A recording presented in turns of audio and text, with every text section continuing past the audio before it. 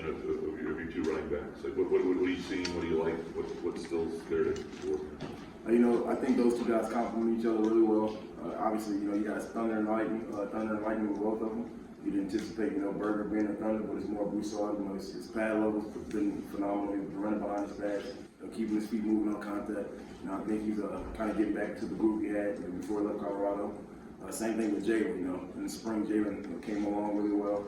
Toward the end of the spring, we were able to see him, get back to the old Jalen Berger that we knew was in there from Wisconsin. And right now, these guys have been consistent every day in practice. They understand football. They've obviously played a lot of football before.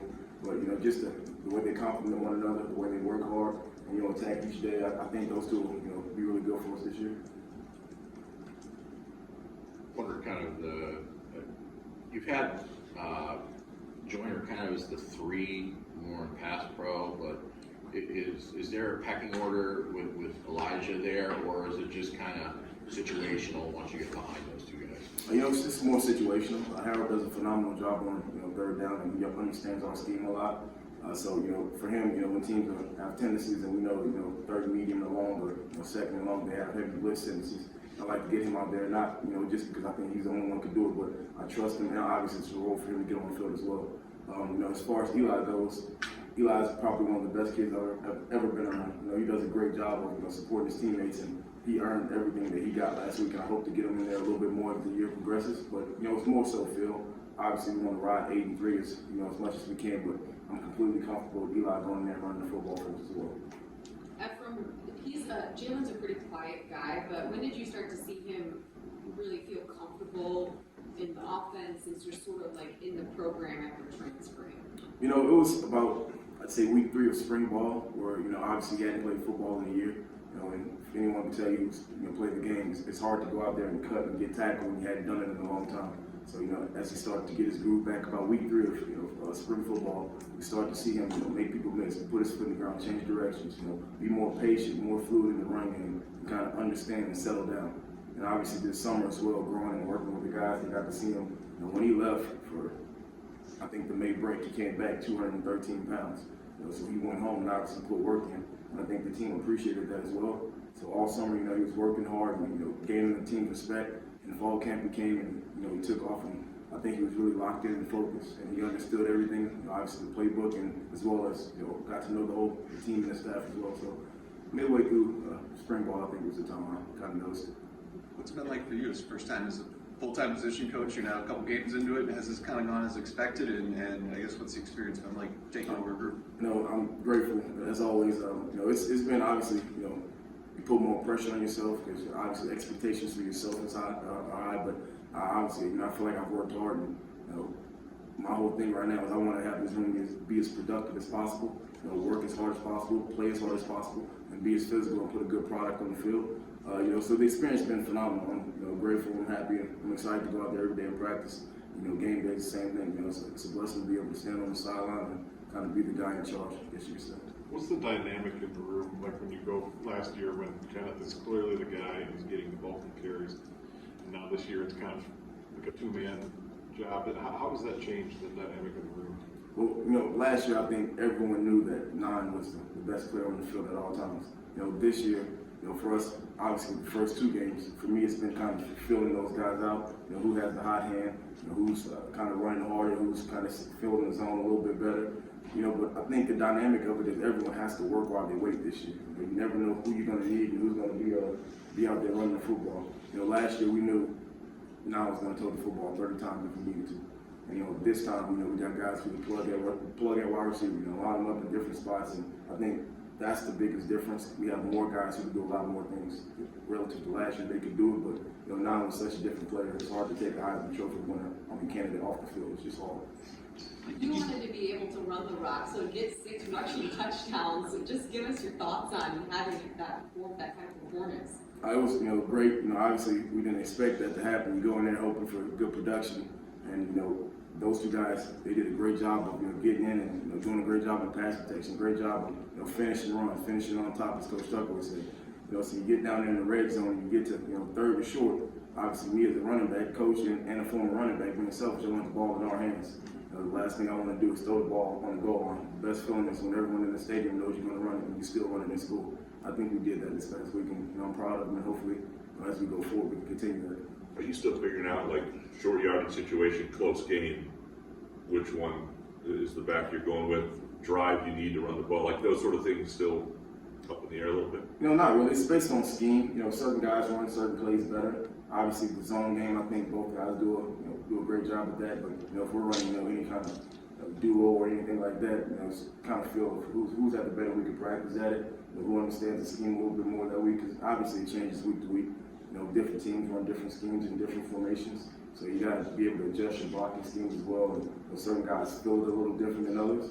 And for me, I'm kind of observing all week of who's been running it and who's been having the most success. So that's why I kind of trust in that situation. You described Jarek in the spring, I think it's sort of like Kenneth, but smaller, a lot of those things. And it seemed like during the summer, as he was coming back, it was taking a minute to get back to where he was. I'm wondering when you started to see that again from him, and where you describe him on his sort of peak level journey right now. When we were in fall camp, he was kind of pressing a little.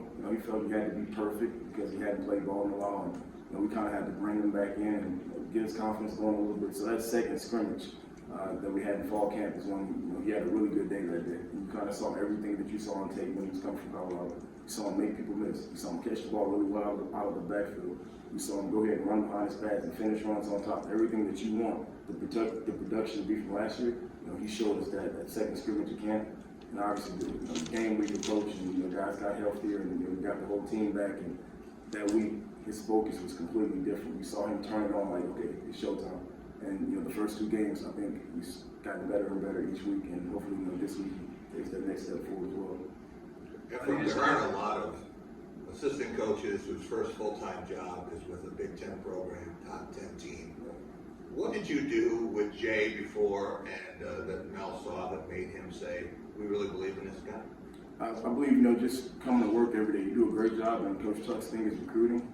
So for me, I try to recruit every day, whether it's in my own room or, put the best product on the field for Michigan State. Recruit with the purpose, relentlessly. That's the main thing that I think, Coach Tucker really liked about what I presented. And obviously, Coach Johnson knew that I played the position for him and the type of player I was when I was with him as well. I was a team captain and quite a leader on our team, so he saw that, he still saw that in me today, and he knows I know the scheme, his playbook, because obviously I played in it. I think that was a major trust factor for me, and he was completely comfortable with it. A year ago, you guys went down to Miami, and that was a huge moment. I thought probably for the program and just sort of the work that went in and seeing the fruits of that. When you have a trip out west like this, does a similar opportunity present a similar sort of chance for a defining moment and setting a tone for a season? Absolutely. You play 2 solid teams. Obviously we were favored to win the first 2 games, and you go and you play a team like Washington, who's always well known for playing tough, playing physical, but Michigan State's known for playing tough and physical as well. So it does present an opportunity as a statement game for us to go out there and put a product on the field in front of on national television that we could make some noise this year. And I think we're practicing that way. Today was a great practice, so I think we'll continue to work that way. And Saturday we'll go out there and put our best foot forward. How much rust was there for Jarek and Jalen with not having basically 9 non-stop game? I mean, obviously Jalen was here, but what did Jarek have to do? It seemed like he had to probably work on his own.